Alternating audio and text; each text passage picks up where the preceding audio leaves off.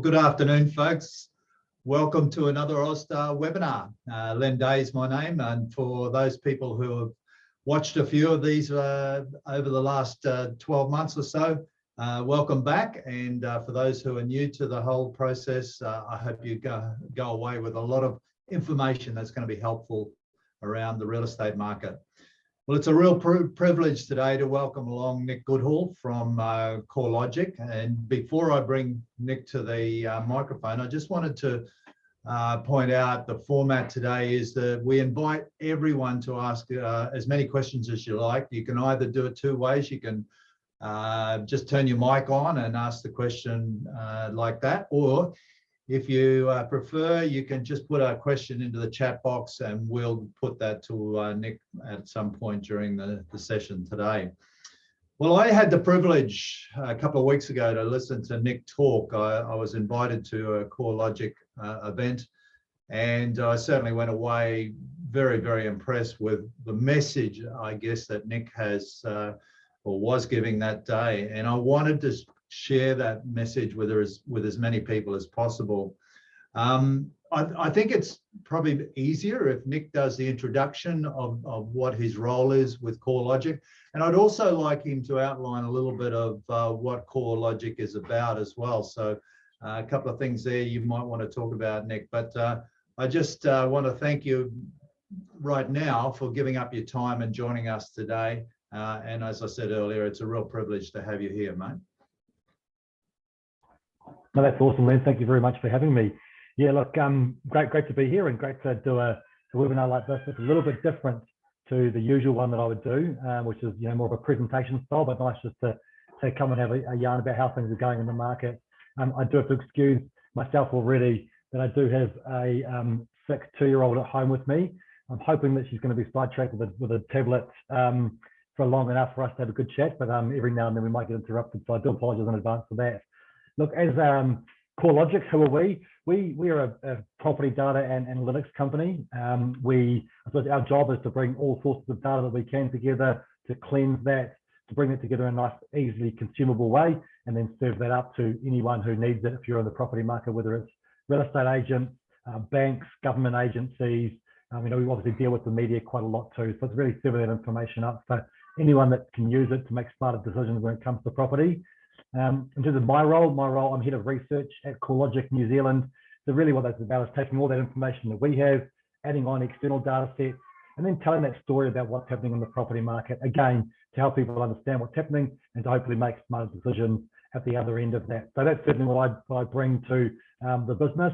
And with that, it really is fronting in front of clients, educating internally as well, so our staff will know what's going on, and that can help them to have better discussions with their customers, and also through media and direct to consumers as well. So sorry about that. I might just change my microphone, but I just think there's a message saying it's a bit muffled. I don't think the microphone I'm currently on is that great. I'll do that, Len. I'll pass back to you, but I think that's the overall introduction about who we are. I'll just change my settings, and then we can hopefully come back with a bit better. I think Nick has been recognised by the media or certain sectors of the media as a go-to person when there are market changes or reasons to be a little bit alerted to things that are happening in the real estate market. Quite often you might have seen Nick be called upon to comment. So again, I feel like we're really fortunate to have his presence here today, because going on what he just said, the research has been done and the data is there. It's now trying to predict the way ahead. Look, let's hopefully, Nick, you're right now with your mic. Let's cut to the chase. I'm going to ask the big question. I think it's a question that actually is almost on everyone's minds, everyone's lips, everyone that we are talking to in a meeting out there in the marketplace are asking this question. And is the real estate market going to crash, especially here in Auckland? We're talking relatively Auckland. And that question, I think, is at the back of a lot of people's mind, or for a lot of other people, it's at the forefront of their mind. So there's your opening question, mate. Is it going to crash? Yeah, thanks. Look, nothing like starting with the big one right up front. Look, I think that it was interesting. I had a good discussion with a journalist yesterday about defining what a crash is.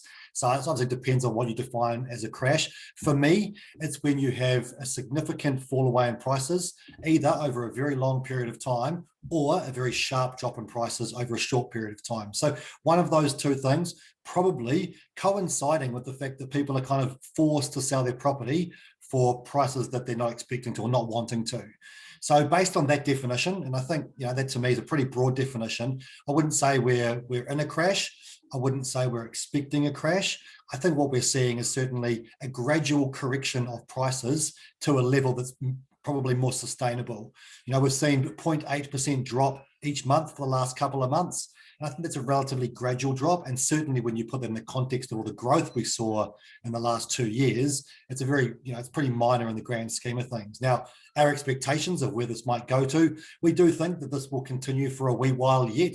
And the big reason for this is that we do think there's more of a drop to come in the market, because the thing that's really holding the market back right now is affordability. It's very difficult to be able to borrow the sums of money required to purchase property at their previous prices, say last year's prices. And then so you think of that, go, well, if that's the case, and that's what caused this downturn so far, because it's hard to get money, it's more expensive to get that borrowing as well because of interest rates.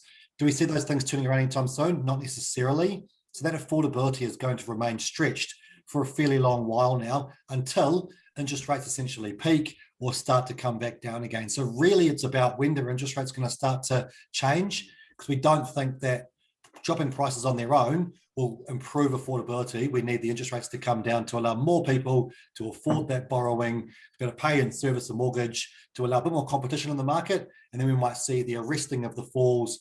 And then at some stage in the future, maybe prices come back to increasing again as well. So hopefully that does the question justice, but absolutely happy to go into it more if required. So you touched on a little bit about affordability there, and maybe we'll even elaborate a little bit further into the talk this morning around that affordability and what is actually causing most of that. But the lead up to where we are now has really been built around interest rates going up, hasn't it? And that's been the biggest change that we've seen and the biggest influencer. There are some others, and maybe you want to highlight a little bit around the interest rates and those other influences that are causing this correction or this adjustment or whatever you want to call it, or not a crash or whatever.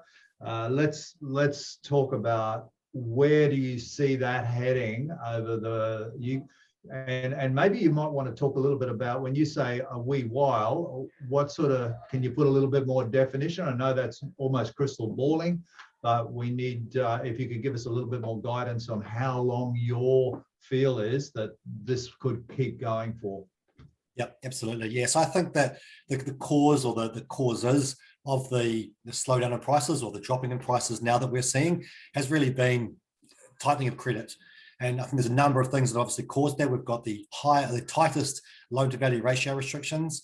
They were tightened on the 1st of November for owner occupiers. Now with only 10% of all owner occupiers able to get a mortgage with less than a 20% deposit. Previously, 20% of owner occupiers could get that. So we saw that tightening of that added on top of investors already requiring a 40% deposit from earlier last year. So we're right now seeing the strongest or tightest LVR restrictions in history, dating back to 2013 when they originally came in. So that's certainly a factor that's caused the tightening in the market. We then know the CCCFA changes, Credit Consumers Contracts and Finance Act, came in on the 1st of December, or the adjustment to that act came in on the 1st of December. And again, that meant more scrutiny on people's expenses and limited the amount that people could borrow from the 1st of December as well. So that certainly had an impact as well. And the other one, of course, as you've mentioned, is increasing interest rates, which have been happening for 6 months now as well. And so I think all these three things have been key factors as to why the market started to turn. It's limited both the number of people able to get a mortgage and then also how much they can borrow when they are trying to buy a property as well. So two key factors: restricting demand, and then, as you say, then about where's that going to go to in the future. Well, I think for us, it's, unless the Reserve Bank is concerned about house prices, concerned about where demand levels are at, they're unlikely to tinker with the LVRs. But of course, they could do that. Excuse me. And then from the CCCFA, we know that those changes, were adjusted a little bit last Thursday. but we don't think dramatically enough to make any significant difference, especially now that confidence is hit. And I think that's probably one of the other factors we haven't mentioned yet. With confidence changing, then starting to turn negative, then people aren't as, they don't have the FOMO. You're not too worried about not buying now. And so you're happy to hold on longer with that confidence in the market reduced as well. So as those are all sort of turned, we don't expect those things to necessarily come back, even with the triple CFA changes being loosened. So then really it's about, okay, what about the interest rates? What's the forecast for interest rates? And again, you're very much crystal ball gazing as to where these are going to go to. We certainly pay close attention to the number of forecasts out there, whether it's the official Reserve Bank one or the other bank economists themselves. And look, most people are saying we're still in this tightening cycle. We're still going to see the OCR lift tomorrow, probably by 0.5 from 2% to 2.5%. So obviously this tightening cycle is not done. But of course, we do have to remember that often the fixed rates have already priced in these OCR adjustments anyway. And most people are expecting at least a 0.25, if not the 0.5 lift. So many of those 1 year and 2 year rates have already adjusted for that. So then when you think about that, you go, well, if those are already priced in, a couple more lifts, and the Reserve Bank's forecasting the OCR to hit 4% by the middle of next year, that's quite a significant lift in the OCR. Then, at that point, then it might plateau and potentially start to drop. So I think that's one thing we need to look at. Our personal opinion, or my personal opinion, shared by our chief economist, Calvin Davidson, is that we don't think the OCR will get to 4% in the middle of next year. The key reason being that we've seen such an increase already. We know there's going to be further increases to the OCR, tomorrow and probably the next couple of months as well. That's going to increase the amount that people have to pay on their mortgages. That reduces the amount of discretionary spend you make in the economy. That slows down our economy, potentially pushes us into recession, also slows our inflation rate, and then reduces the necessity for the Reserve Bank to continue to increase the OCR at what they're projecting. Now, one thing that'll be really interesting is when they come to release their forecasts. Now, they do an OCR decision every 6 weeks, now the next one being tomorrow, but they only do an update of their forecasts of where they expect the OCR to go to in the future every 12 weeks, and that's not tomorrow. So we have to wait another 6 weeks to see where their forecasted OCR track goes. We expect it to come back a little bit. So not to reach 4% by the middle of next year, much like many other bank economists who are updating their forecasts publicly more regularly. They've now dragged that back to maybe peaking at 3.5% next year. But that also, even though we're still going to see a lift in the OCR, that doesn't necessarily mean we'll continue to see the same lifts in fixed interest rates, mortgage rates, that we've seen in the past. And so we think we're actually closer to the end of this tightening cycle from a mortgage interest rate perspective than we are the start. So we're not going to see as many increases in the future. Nick, are there any signs yet that inflation is slowing, or is there any data coming through around that? Not really. The inflation data is really lagged as well. So even when you change OCR and try and impact inflation, you're really looking at changing inflation 6 months later. I think we'll get some data for Q2 probably next month. So there's quite a significant lag on understanding what's happening in the inflation situation with the inflation of our economy. So we have to wait and see on that one. But yeah, I mean, the hope has to be that acting early, as the Reserve Bank did earlier this year, that it will start to impact it. And the other side is not just inflation itself, but inflation expectations, because people do adjust their behavior based on their expectations of where inflation is going to. And inflation expectations are still increasing at this stage too. So yeah, I don't think we're past the peak of the inflationary period yet, but hopefully within the second half of this year, we start to see that come back a bit. Okay. Nick, a couple of weeks ago when I heard you speak, you kind of compared or likened what we're going through to what we went through with the GFC, and you talked about a bathtub curve that day. Do you want to maybe explain to the listeners what you were referring to there? Yeah, absolutely. And I think that, when we see a downturn as we are right now, we naturally go back and go, what happened in the last downturn? And so that was the global financial crisis kicking in late 2007. And one of the things that I think, we found interesting was that most people, when you talk to them about the global financial crisis and what the impact was to property prices, most people, regardless of almost how old you were back then and what you were doing as a job or otherwise, you generally know that prices dropped 10% nationwide. And it actually took about 18 months for that 10% drop. So I'm not even sure I'd call that a crash, but it was a long period of an adjustment. But the other thing that people forget about or don't realize is that it actually took a full 5 years for average property values to get back to the peak of the market that they sat at in October 2007. So I suppose what we're trying to do, while we are saying that the environment, the economic situation right now is very different to the GFC, particularly when it comes to availability of credit. Banks were almost the problem back in the GFC, and money was very hard to get because many of them were going into liquidation, not necessarily in New Zealand, but of course around the world, which impacted money around the world. This time around, money actually is there. It's harder to get through. The hoops are obviously higher and maybe a bit flaming, and then it costs you more to get that as well. Whereas the GFC interest rates were dropping, now they're actually increasing. So it's a very different situation. Nonetheless, we still think there's some lessons we can learn from back then.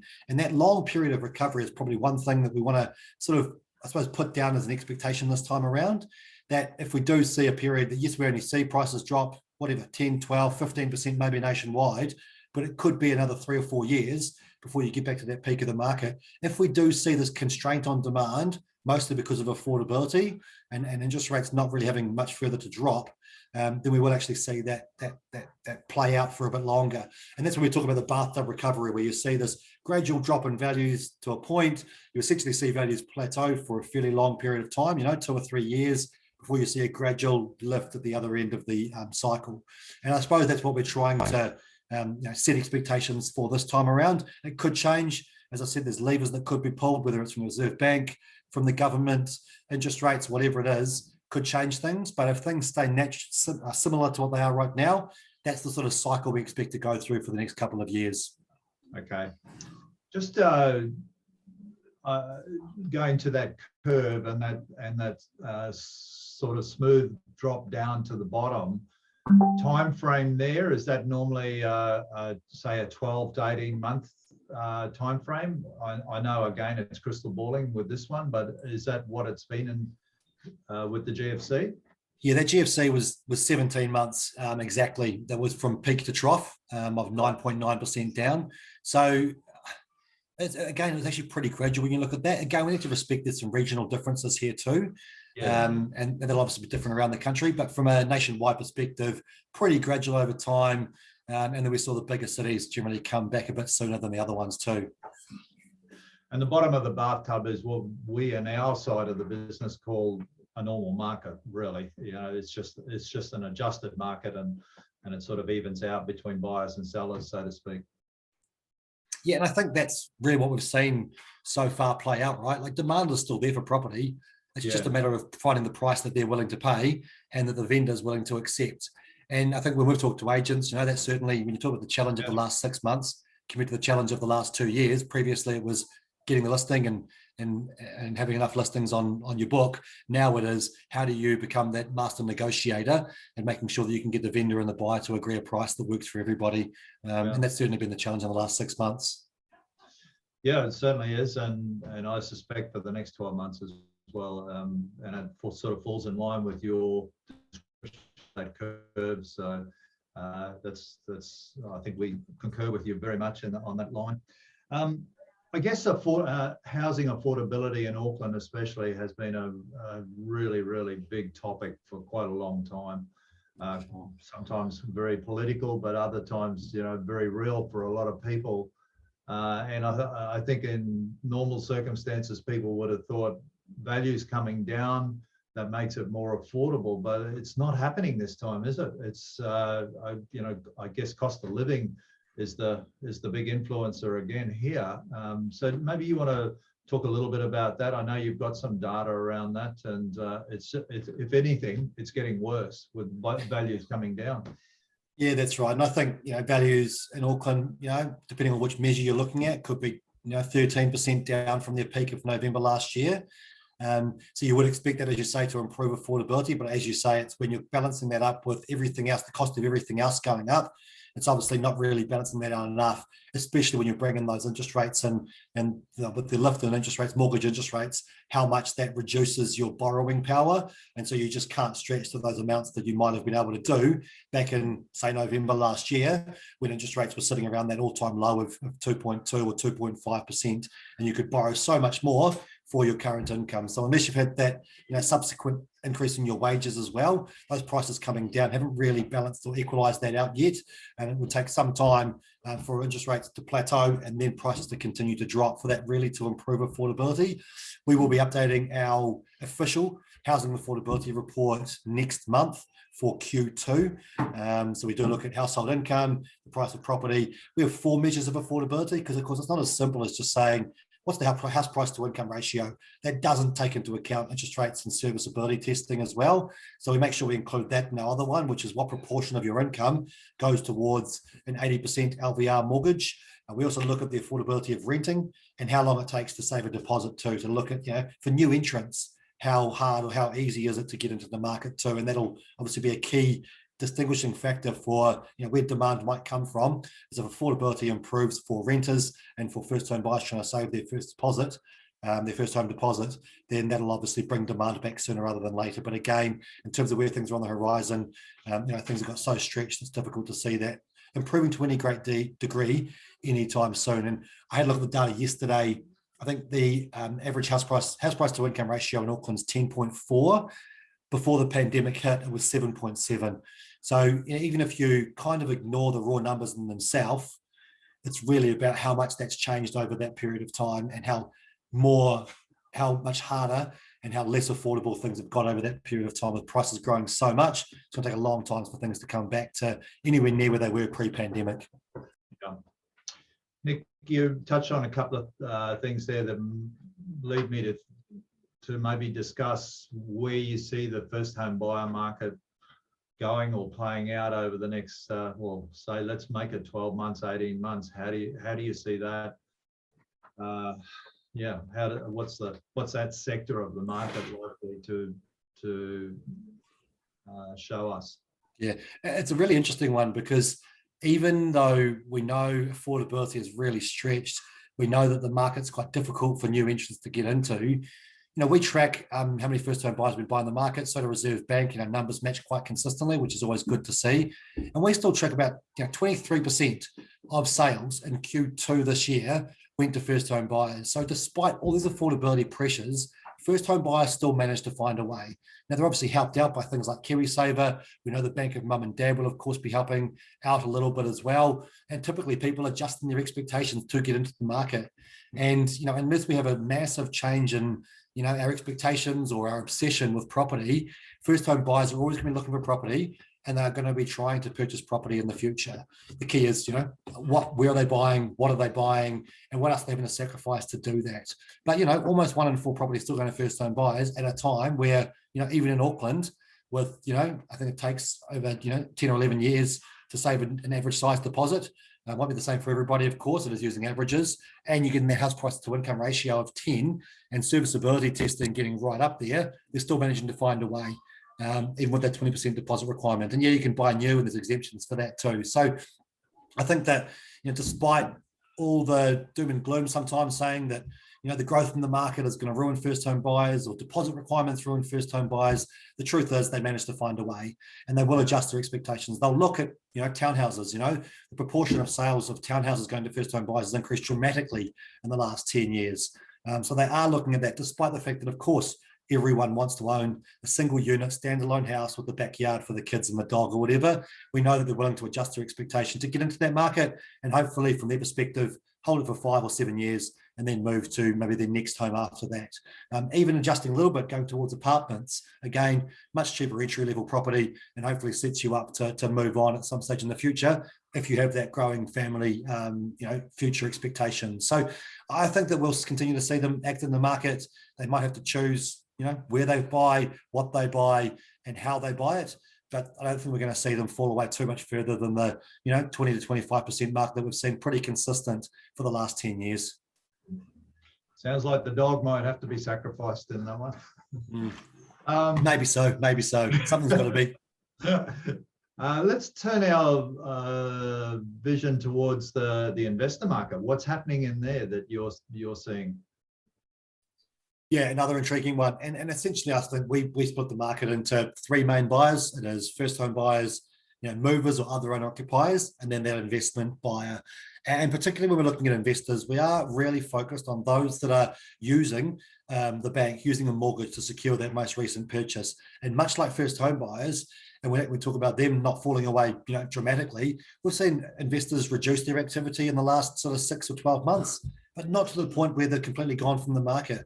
And that is despite all the regulation. You think back to end of March last year, of course, the announcement of the elimination or the phasing out of tax deductibility, interest cost tax deductibility, so not being able to write off your interest costs in your end of year tax returns. We haven't seen investors flock out of the market, and we certainly have seen them remain relatively consistently in the market too. So yes, their activity isn't quite where it was, say, October last year, prior to some of the changes coming in. And so we're seeing them drop away, but they're still, again, picking up about 1 in 4 properties sales, despite all that change. And regulation is tight. It's tough. You can't write off your interest costs.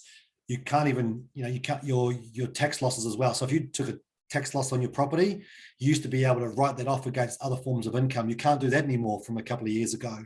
You are facing higher costs yourself, not just through higher interest costs, but also through extra maintenance costs. Inflation's affected everything. And so that inflation now is flowing through. If they have to do some maintenance or some renovations, that's going to cost the landlord more as well. I think that partly they've been able to recoup some of these costs and increase rental prices, but we don't suspect that can happen forever either. So rents have been increasing at about 6 or 7% per annum for the last few months. We do expect that to drift back towards that sort of 3 or 4% mark, which is really where things typically have been on average for the last 10 or so years. And the main reason for that being that rents are somewhat anchored by tenants' income. So you can't keep lifting rent if your tenants can't afford to pay it. They simply will make another decision. Either they will get another flat bait in, they might move out of that property, move in with family, or they might move to a different rental property where there's more people, which reduces their individual rental cost. So we do think that to some degree, they're not going to keep that up at that 6 or 7%. And so then the question is going to be, for those investors that are tight on the cash flow and they can't keep raising their rents, what are they going to do? Maybe they start to sell their properties. But at the moment, we haven't seen a lift in investors trying to get out of the market. Potentially, some of them holding on because they've got that bright line test coming up about 5 years for many of those investors who have bought in the last 3 or 4 years. Yes, the bright line test has now been pushed to 10 years. But for many people that bought, prior to pandemic, it'll be a 5-year test.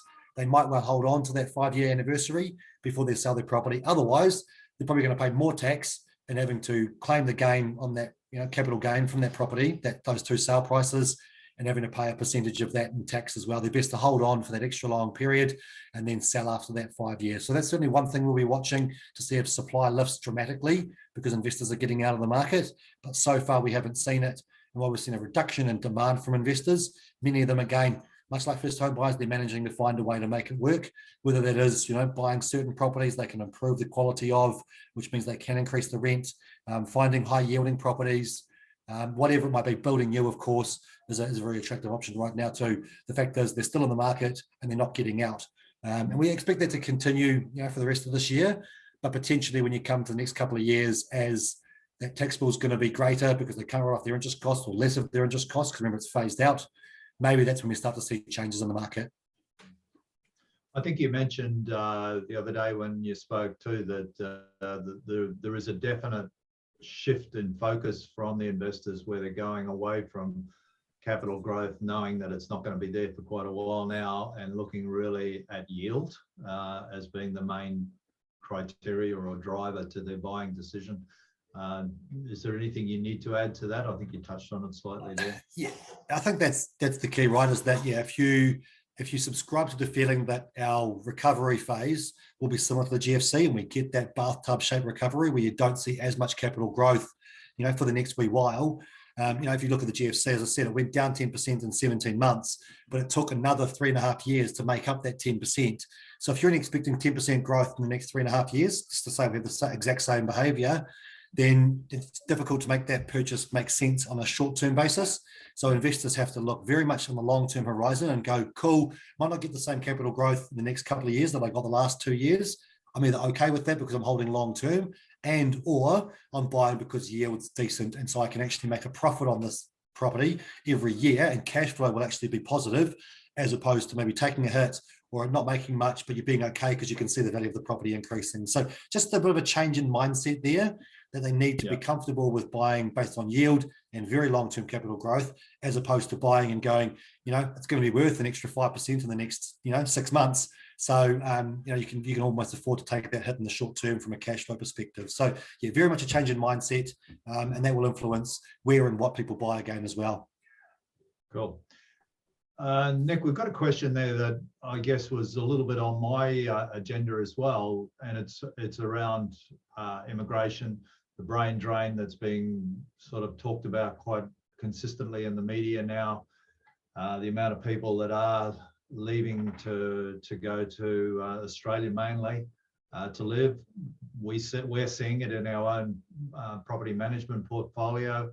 A lot of people are vacating properties and leaving the country. So how is this going to influence the market going forward? As if we've got a minus net migration scenario, what influence do you see, say the next 6 to 12 months on the market from this, or do you see a major influence from it? Yeah, it's a great question, and one that probably does follow on quite nicely for when we're looking at the landlord, the horizon for landlord, and what's on their mind as well. Can you just give me 30 seconds? I have to sort something, and then I'll be back and straight back into it. I'll remember that question. Okay. The joys of having a sick 2-year-old at home. Just from our perspective, what we're finding right now is that the adjustment is seriously happening in West Auckland.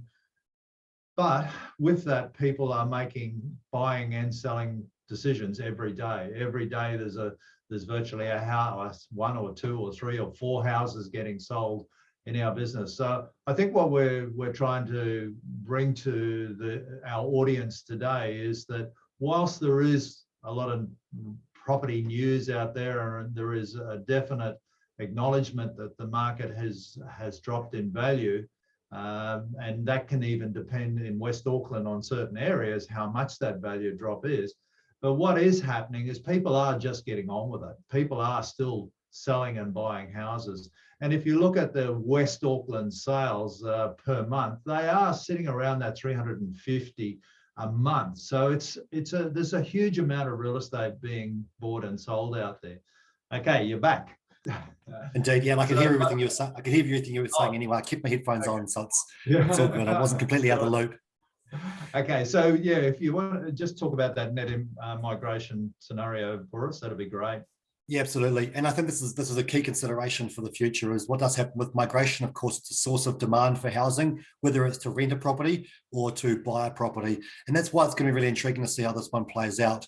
I think, most people are now expecting net negative migration. So, more people to leave long-term than are coming here long-term. We need to remember that's outside of people coming here on tourism, from a tourism perspective, which of course is going to be a good thing. More people coming here to holiday, put money back into our economy is a very good thing. We're talking about long-term migration here, who are moving overseas long-term or permanently, and who are coming here long-term or permanently as well. And the general feel is that we will see a net negative position from that, mostly because we've got pent-up demand of 3 years or two or 3 years of people who want to do their overseas experience and couldn't do so, and now will go and do that, whether you're doing that through America, UK, parts of Asia, whatever. And also those that might just move overseas to, work a bit of lifestyle, potentially earn more money, particularly in Australia, where we know they've got stronger wage growth. When you've got similar jobs, they actually do pay better than us. And so many people will look at that and go, I can earn more in Australia. I'm young. I can do that for a certain period of time before I look to move back to New Zealand if that's where I want to set up long term. And so we do think there'll be a negative position from that as well. So that will generally mean less demand for property in general. The key question is going to be also, is there a balance of what type of demand that is? And one of the things we've talked about previously when we've seen net negative migration position has been that what we see is that, as you mentioned, young people tend to leave the country, and you might get more older people and families move to New Zealand. So you get quite a different demographic choosing to come or leave New Zealand, and also a different living situation. and leaving from different places too.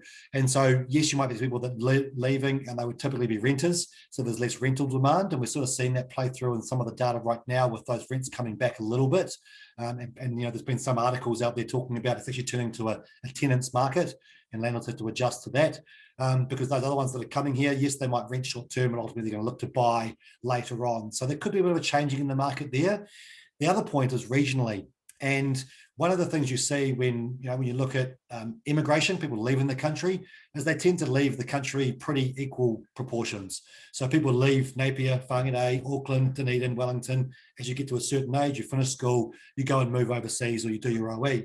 So you leave pretty consistently around the country. But when people move to New Zealand, you often, and to a greater proportion, move to the biggest cities where the jobs are. Now, of course, we know that there's a bit of a changing of the guard here, where many people, you can live in Napier, Whangarei, Nelson, whatever it is, and work for a Wellington or Auckland company. But often you'll do that after working for that company in that city for a while, and then you'll look to move remotely. It doesn't often happen straight away. So we will see more people leave the regions and less people move to the regions, which might also see a changing of those property markets, or a different environment for those markets play out in the next couple of years than in the big cities, where they'll still attract lots of people, even though they'll lose lots, attract lots at the same time. Whereas the smaller centres, those other main urban areas, might lose lots and not quite gain the same amount. And so you see less pressure on both the housing market and also the rental market as well, which might dictate that prices don't have the same growth prospects in the smaller regions as they do for those main cities. So that could be one thing to watch for as well. Okay. Nick, I think I saw recently some data come out that business confidence was at its lowest for ever. I think it was a very, very low figure, and I can't remember the exact amount of it. But how much influence does that play out into the real estate market? Is there a connection, and if so, how? Yeah, there is. I mean, business and consumer confidence, how people are feeling, it does affect how they spend their money, and that flows through to our economy and, of course, the growth in our economy, or our GDP. So when we do see people are less confident in their own prospects, or the broader prospects of our country, we do see that start to influence their actual spending behaviour. And then that, of course, flows through to less money flowing around the economy, and everyone else does a little bit worse off as well. So it is a key problem, really. Most of it is obviously justified. People know that their own financial situation has been getting worse in the last 6 months as inflation has eaten away their income. And so that starts to reduce their spending activity too. And with inflation expectations expected to continue, that confidence will continue to take a hit. So when you put the two things on a chart, like confidence and say economic growth or GDP change over time, they're pretty closely correlated.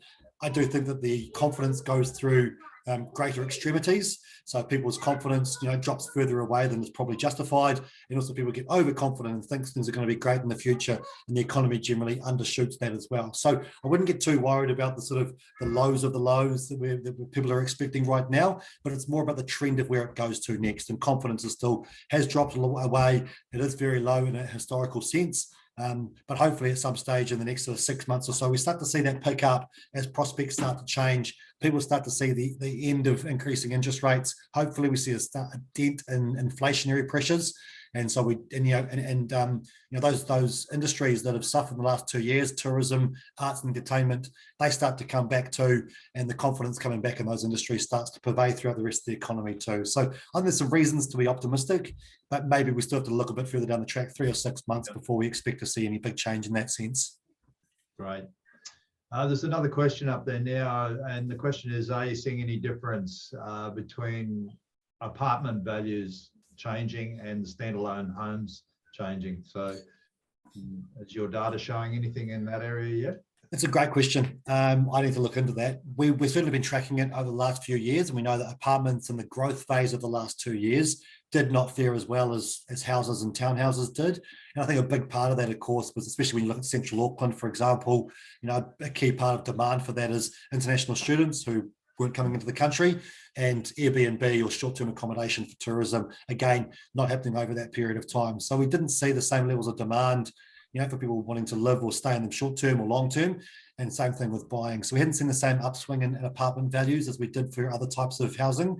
I haven't actually looked so far to see which types of properties are sort of how they're faring each separately through this downturn. So great question. One I'm certainly going to make a note for right now. And if you know and aware that we do a podcast, Calvin and I, every week, we record sort of a 30-40 minute podcast. I'm going to put on the agenda to look into for that one. So I'll have an answer for that either this coming Monday or next Monday when we next record our podcast. That's great. Great to know about the podcast. Hey, look, I know we've grabbed a lot of your time and a lot of the time that you wanted to spend with your child. So I'm just going to ask one question, which has two elements before we say thank you, and that is it a good time to sell?